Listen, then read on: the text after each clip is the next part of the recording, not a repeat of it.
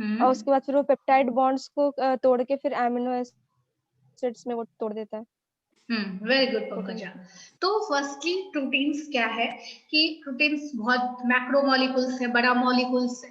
तो जब इसको एब्जॉर्प्शंस के लिए हमें स्मॉलर यूनिट चाहिए। तो यहाँ पे क्या हो रहा है कि जो हम जानते हैं कि डाइजेशन ऑफ प्रोटीन मेनली कहाँ है, हमारा स्टमक में। तो अब क्या है कि हमारा जो स्टमक है वहां पे क्या हो रहा है कि बहुत सारे एंजाइम्स हैं, HCl है। तो अब पहले क्या होता है कि हाइड्रोलाइसिस होता है प्रोटीन का, किसके द्वारा, पेप्सिन के द्वारा। और पेप्सिन क्या है, वो उससे पहले भी एक और एंजाइम्स होता है पेप्सिनोजेन। पेप्सिनोजेन प्रो एंजाइम्स है पेप्सिन का। वो सोया हुआ आदमी है, उसको कोई जगाता है, जैसे उसके बाद फिर वो एक्टिव मोड में आता है। तो पेप्सिनोजेन सोया हुआ है, तो उसको क्या बोलता है, HCl के प्रेजेंस में हाइड्रोक्लोरिक एसिड जो आपके स्टमक में पाया जाता है, उसके प्रेजेंस में पेप्सिनोजेन क्या होता है, एक्टिवेट मोड में आ जाता है और पेप्सिन में कन्वर्ट हो जाता है। उसके बाद अब क्या है, ये तो बहुत बड़ा, बहुत सारा अमीनो एसिड मिलके बना है, पेप्टाइड बॉन्ड से जुड़ जुड़ के प्रोटीन्स बना है। तो वो जो मैक्रो मॉलिक्यूल है हमारा प्रोटीन्स, उसको तोड़ने के लिए क्या चाहिए, बीच बीच का एमिनो एसिड को तोड़ना पड़ेगा, तभी वो बड़ा का साइड में छोटा होगा। यही होगा ना, कोई भी बड़ा चीज को तोड़ने के लिए क्या करते हैं, बीच बीच में काटते जाते हैं उसको। तो सेम चीज यहाँ पे तो यहाँ पे भी क्या करेगा, वो पेप्टाइड बॉन्ड्स को तोड़ना चाहेगा। तो यहाँ पे भी सेम चीज क्या करता है कि पेप्सिन क्या करता है कि प्रोटीन्स के पेप्टाइड बॉन्ड्स पे इफेक्ट करता है और उसको तोड़ता है। उसके बाद क्या है कि यहाँ तक में जितना तोड़ा तोड़ा, उसके बाद कहाँ गया हमारा खाना, प्रोटीन्स वाला खाना या जो भी खाना है, स्मॉल इंटेस्टाइन में गया। तो फर्दर स्मॉल इंटेस्टाइन से क्या है, बहुत सारे पेनक्लेटिक एंजाइम्स आए। तो पेनक्लेटिक एंजाइम्स आए, जैसे कार्बोक्सीपेप्टिडेज है, कैमोट्रिप्सिन है और ट्रिप्सिन है। तो ये ट्रिप्सिन। सब क्या है कि पॉलीपेप्टाइड को फिर स्मॉलर पॉलीपेप्टाइड्स में तोड़े या डाइपेप्टाइड्स में तोड़े। तो वही फिर लास्टली उसको क्या बनना है, अमीनो एसिड।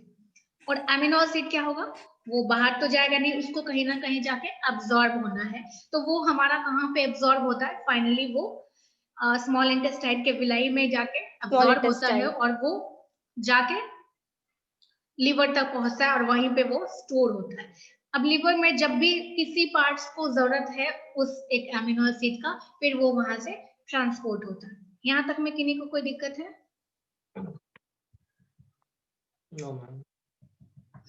अब एब्जॉर्प्शन कैसे होगा, ये तो आप देखें कि टूटा कैसे टूटा। तो एब्जॉर्प्शन कैसे होगा, तो एब्जॉर्प्शन के लिए अब क्या है कि अमीनो एसिड है, तो अमीनो एसिड में क्या क्या चीज में टूटा, आप देखिए ट्राइपेप्टाइड्स में टूटा, डाइपेप्टाइड्स में टूटा, या फाइनली हो सकता है कि सिंगल अमीनो एसिड में टूटा। तो जो फ्री अमीनो एसिड है, तो वो क्या है कि अब जो फ्री आदमी है जिसको कोई काम नहीं है, वो क्या करेगा, उसको आराम से घूमेगा फिरेगा, मार्केट से घर आने में उसको बहुत टाइम लगेगा, क्यों, फ्री है, उसको कोई काम नहीं है।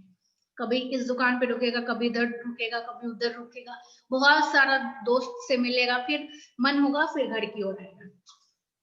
तो फ्री आदमी है, वो हमेशा फ्री है। दूसरा क्या है कि जिसके साथ कुछ बॉन्डेशन है, वो क्या करेगा, उसको हमेशा दिमाग में ये टेंशन है कि उसको टाइमली पहुंचना है अपने घर तक। समझ रहे हैं आप बात को? यहाँ तक में कोई कंफ्यूजन है? Yes ma'am. तो जो no ma'am. Free amino acid है, वो क्या करेगा, इधर उधर भागने की कोशिश करेगा। तो वहां पे क्या है कि उसके लिए क्या है कि लुमिनर मेम्ब्रेन से पास करने के लिए उसको क्या है कि एक वो ट्रांसपोर्ट की जरूरत पड़ती है, और वो काफी लेट से फास्टर एब्जॉर्ब नहीं होता, काफी लेट से एब्जॉर्ब होता है, क्योंकि वो इधर उधर बहते रहता है, फ्री अमीनो एसिड।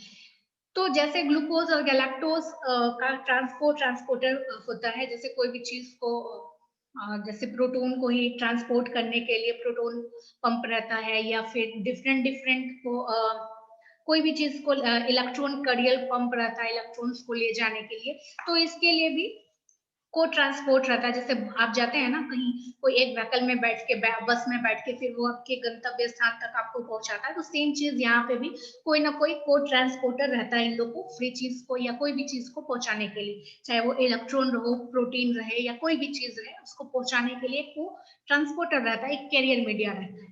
तो यहाँ पे भी जो को ट्रांसपोर्टर रहता है वो रहता है Na डिपेंडेंट अमीनो एसिड, जो अमीनो एसिड को जहां पे पहुंचना है वहां पे ये पहुंचा देता है। अब अमीनो एसिड हमारा 2-3 तरह का है, उसका क्या नेचर है, एसिडिक है, बेसिक है, क्या है, इमाइनो अमीनो एसिड है, इमाइनो ग्रुप उस पे लगा है या न्यूट्रल है, तो सारे के लिए अलग अलग कैरियर्स है। यहाँ तक में किसी को कोई दिक्कत है? No ma'am. तो आपको मेनली इस एग्जामिनेशंस में जो क्वेश्चन आएगा ये दोनों से बिल्कुल भी नहीं आएगा, एब्जॉर्प्शंस और डाइजेशंस तो बिल्कुल नहीं आएगा। आपको जब भी आएगा कोई ना कोई एक रिएक्शन आएगा, चाहे ट्रांसएमिनेशन, अगर कम मार्क्स का आएगा तो आपको डिफाइंड ट्रांसएमिनेशंस बोल सकता है, या प्रोटीन्स में मेनली क्या आएगा, यूरिया साइकिल। मेन जो आएगा वो आपका यूरिया साइकिल। यूरिया साइकिल को डिफाइन करने के लिए आएगा, इसका मेनली डायग्राम बनाने के लिए आएगा। ठीक है, अभी तक हम जो समझाए ये चैप्टर हमको पूरा ही कंप्लीट करना पड़ रहा है फिर से। अभी तक मैं जो समझाया किन्हीं को कोई दिक्कत है? ओके, तो अब नेक्स्ट हम पढ़ रहे हैं डाइपेप्टाइड और ट्राइपेप्टाइड। अब फ्री अमीनो एसिड की तुलना में जो डाइपेप्टाइड है और ट्राइपेप्टाइड है वो क्या है, थोड़ा मेंटली प्रिपेयर है कि उसको टाइमली जाना है। तो ये क्या है, फास्टर एब्जॉर्ब, फास्टर है, उसकी तुलना में वो इधर उधर नहीं भटक के वो फास्टर है। इसके लिए भी को ट्रांसपोर्ट है वो Na डिपेंडेंट था और ये H+ डिपेंडेंट है, कैरियर इसका H+ डिपेंडेंट को ट्रांसपोर्ट है। ठीक है, उसके बाद कहां कहां से ट्रांसपोर्ट होता है, एक मिनट,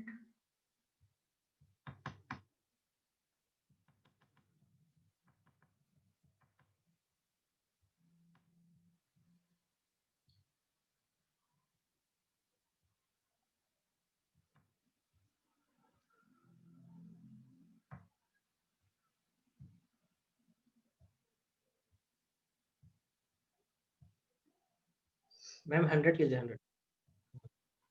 ठीक है, तो अब यहाँ पे क्या है, ट्रांसएमिनेशंस पढ़ते हैं। ट्रांसएमिनेशंस मतलब transfer of amino group, simply amino group का अगर ट्रांसफर हो रहा है तो डेट इज ट्रांसएमिनेशंस। इसमें कुछ भी नहीं हो रहा है, इतना जो आप देख रहे हैं ये कुछ भी नहीं हो रहा है, सिर्फ क्या हो रहा है कि एमिनो एसिड बन रहा है, कीटो एसिड बन रहा है, अमीनो एसिड, और कुछ नहीं, सिंपली एमिनो एसिड का ट्रांसफर हो रहा है नाम के अकॉर्डिंगली, ट्रांसएमिनेशन। एमिनो एसिड्स का एमिनो ग्रुप जो है उसको उसका ट्रांसफर हो रहा है और बाकी कुछ भी नहीं हो रहा है। आप रिएक्शन देखिए, ऊपर जितना लिखा है उसको मत देखिए, आप रिएक्शन देखिए।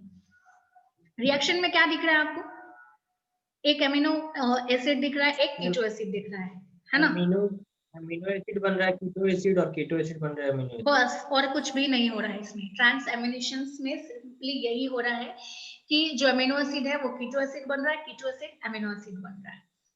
उसके साथ क्या है कि अब जो कोई भी रिएक्शन कैटालाइज्ड होगा तो कैटालाइज्ड कौन करेगा, ऑब्वियस सी बात है कोई ना कोई एंजाइम्स करेगा। तो यहाँ पे ट्रांसएमिनेज लग रहा है एंजाइम्स, जो कि इस रिएक्शन को कैटालाइज कर रहा है। अब यहाँ पे क्या हो रहा है कि उसके साथ क्या है, विटामिन 6 लग रहा है, B6 पाइरिडॉक्सिल फॉस्फेट, विटामिन B6 है, वो क्या है, को एंजाइम्स के रूप में या को फैक्टर्स के रूप में वो लग रहा है। 10 का क्लास हो गया ना, हाँ क्यों, 10 का क्लास हो गया, अभी सिक्ता मैम का क्लास हो रहा होगा। तो ट्रांसएमिनेशंस में क्या है कि एमिनो ग्रुप का ट्रांसफर हो रहा है। सिंपली आप देखिए R1 के साथ क्या लगा हुआ है, R1 के साथ NH3+ लग रहा है, जो कि आप जब प्रोडक्ट में देखते हैं तो क्या हुआ, R1 के साथ COO बॉन्ड लगा हुआ है। तो ये मतलब क्या है, कीटोन में बदल गया है, जो भी हमारा एमीन ग्रुप था वो हमारा कीटोन में बदल गया है, कीटोन वाला एमीन में बदल गया, बस इतना ही हुआ। ट्रांसएमिनेशंस में किसी को कोई दिक्कत है? No ma'am. उसके बाद है हमारा ऑक्सीडेटिव डीएमिनेशंस। तो ट्रांसएमिनेशंस में क्या हो रहा है, एमिनो एसिड ट्रांसफर हो रहा है, कोई ना कोई ग्रुप के साथ एक्सचेंज हो रहा है ना। लेकिन ऑक्सीडेटिव डीएमिनेशन में क्या हो रहा है, पहला तो ऑक्सीडेशन हो रहा है, दूसरा क्या हो रहा है, ऑक्सीडेशन में क्या होगा, ऑक्सीजन का एडिशन होगा या तो हाइड्रोजन का रिमूवल होगा, यही है हमारा ऑक्सीडेशन। रिमूवल होगा।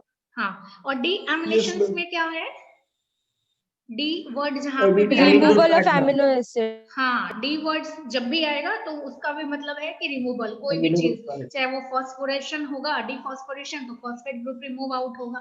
डी एमिनेशन है तो उसका मतलब है कि वहां पे एमीन ग्रुप निकल रहा है। तो अब लिटरली मीनिंग पे जाइए, ऑक्सीडेटिव डी एमिनेशन, ऑक्सीडेशन भी हो रहा है प्लस एमीन ग्रुप का रिमूवल आउट भी हो रहा है, इतना ही कुछ हो रहा है नाम से।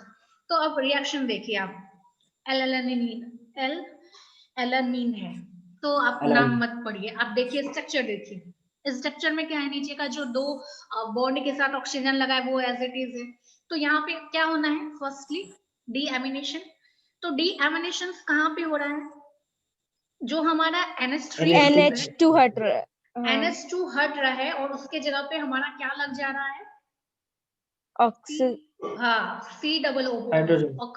हाइड्रोजन क्यों लगेगा, ऑक्सीजन लगेगा। Yes, oxygen, ma'am, yes. Oxidation में ऑक्सीजन लगता है ना, अगर O2 ऑक्सीजन या Yes, तो ma'am, yes. रिमूवल आउट होता है हाइड्रोजन का या ऑक्सीजन लगता है, तो यहाँ पे यहाँ पे ऑक्सीजन लग रहा है, Yes, ठीक है। ma'am. तो अब यहाँ पे क्या है कि तो वहां पे क्या है कि सिंपली यहाँ से क्या हुआ कि NH2 निकल गया और उसके जगह पे एक ऑक्सीजन ग्रुप लग गया, और ये कहीं पे ट्रांसफर नहीं हो रहा है, ये सिंगल एक कंपाउंड है तो वो बाहर निकल जा रहा है, किसी के साथ लग नहीं रहा है। तो इसीलिए ये क्या है, ऑक्सीडेटिव डीएमिनेशन, डी अटैचमेंट हो रहा है एमिनो ग्रुप का। यहाँ तक में किन्हीं को कोई दिक्कत नहीं? बैलेंस हो रहा है। हाँ,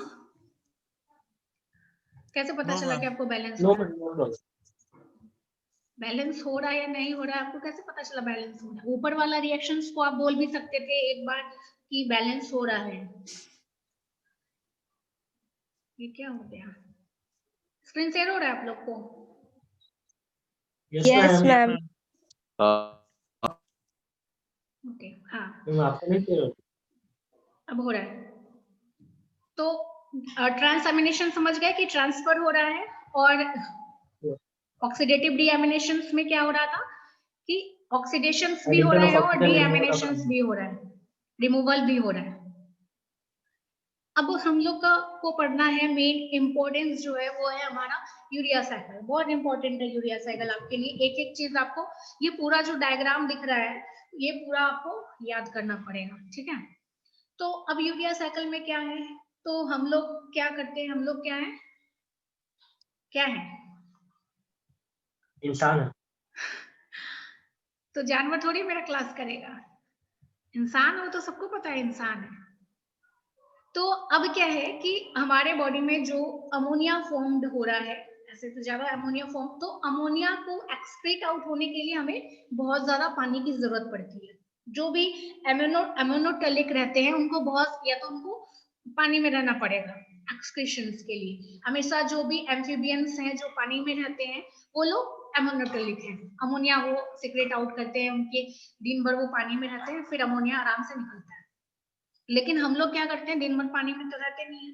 तो अब क्या है कि जो अमोनिया होता है वो क्या होता है कि वो बनता है यूरिया में, वो कन्वर्ट हो जाता है यूरिया में। वो उसी जो प्रोसेस है, ये जो साइकिल है बनने का, अमोनिया यूरिया में जो कन्वर्ट होता है उसको ही हम लोग बोलते हैं यूरिया साइकिल। कोई कंफ्यूजन? No ma'am. अब इसमें क्या क्या है, बहुत सारा प्रोसेस है, कैसे कैसे बनता है। इसमें से क्या होता है कि अब ये प्रोसेस अगर नॉर्मली चलता रहा तो ये क्या है, क्या है, यूरिया साइकिल। नॉर्मल अगर चलता रहा तो ये है हमारा नॉर्मल मेटाबॉलिज्म। कहीं एक जगह पे या तो एस्पार्टेट नहीं मिला या फिर आर्जिनोसुसिनेट सिंथेसिस टाइप का एंजाइम्स नहीं मिला, तो क्या हुआ, सिट्रुलिन आर्जिनोसुसिनेट नहीं बन पाएगा, यूरिया साइकिल वहीं पे स्टॉप हो जाएगा। तो फिर क्या बनेगा, एबनॉर्मल मेटाबॉलिज्म हो जाएगा। Abnormal metabolism. हाँ, एबनॉर्मल मेटाबॉलिज्म। एबनॉर्मल मेटाबॉलिज्म यही है, कहीं पे भी अगर एक पर्टिकुलर चीज नहीं मिल रहा है तो वो चीज वहीं पे रुक जाएगा, स्टॉप वही हो है जाता है। हमारा एबनॉर्मल मेटाबॉलिज्म। अब यहीं पे जैसे कि मान लीजिए आर्जिनोसुसिनेट को बदलना है आर्जिनिन में, और इसको बदलने के लिए हमको कौन सा एंजाइम चाहिए? आर्जिनोसुसिनेज एंजाइम चाहिए। जिनोसुसिनेज। अब हमारे बॉडी में ये एंजाइम्स ही नहीं है, कोई भी वजह के बारे में, या तो हमारे जेनेटिक्स वजह हो सकता है, या डाइटरी डेफिशिएंसी हो जाता है, कोई एक वजह से हमको ये एंजाइम्स नहीं बना हमारे बॉडी में, तो क्या है? अर्जिनिन नहीं बनेगा हमारे बॉडी में। आर्जिनिन नहीं बनेगा, उसके बाद आगे जो हमारा यूरिया कन्वर्ट यूरिया होना था साइकिल वो स्टॉप नहीं हो होगा। जाएगा। तो ये हमारा एबनॉर्मल मेटाबॉलिज्म। तो अब हम पढ़ते हैं कि कैसे स्टार्ट होता है यूरिया साइकिल, क्या होता है यूरिया साइकिल में। तो फर्स्टली क्या है कि हमारे बॉडी में क्या है कि कार्बन डाइऑक्साइड है और अमोनिया है, अमोनिया। तो ये दोनों मिलते हैं किसके प्रेजेंस में? बायोटीन के प्रेजेंस में, और ये कन्वर्ट करते हैं कार्बोमोइल फॉस्फेट। और ये जो प्रोसेस है ये सिर्फ हमारा कहाँ पे होता है? माइटोकॉन्ड्रिया में, हमारे सेल्स के माइटोकॉन्ड्रिया में ये होता है। उसके बाद जो चीज होना है, जो भी चीज होना है वो कहाँ पे होगा? हमारा साइटोप्लाज्म में होगा।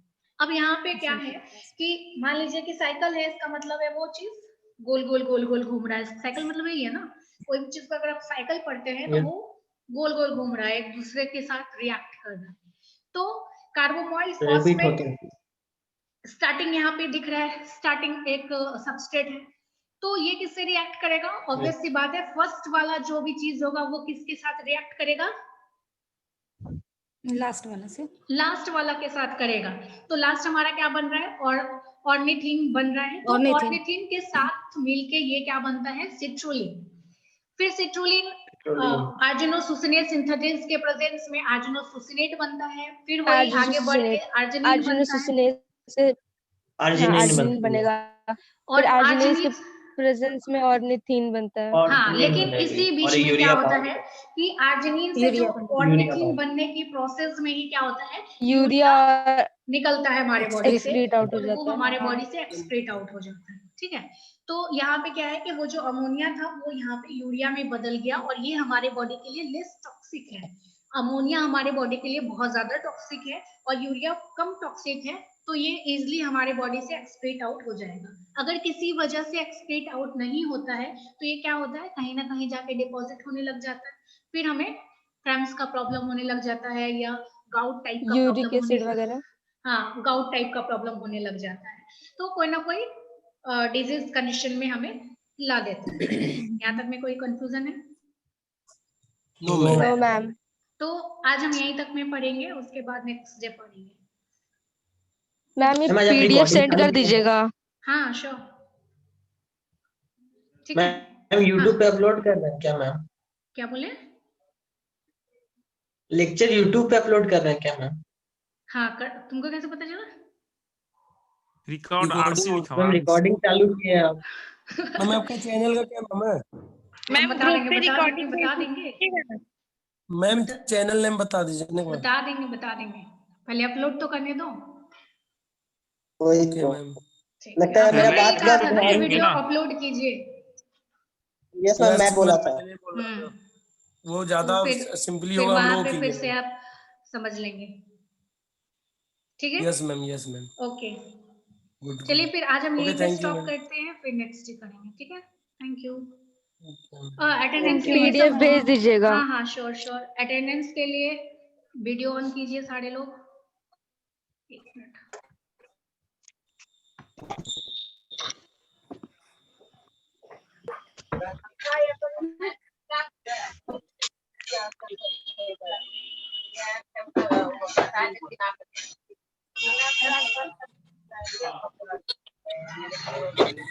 ओके, अब लीव कर सकते हैं आप।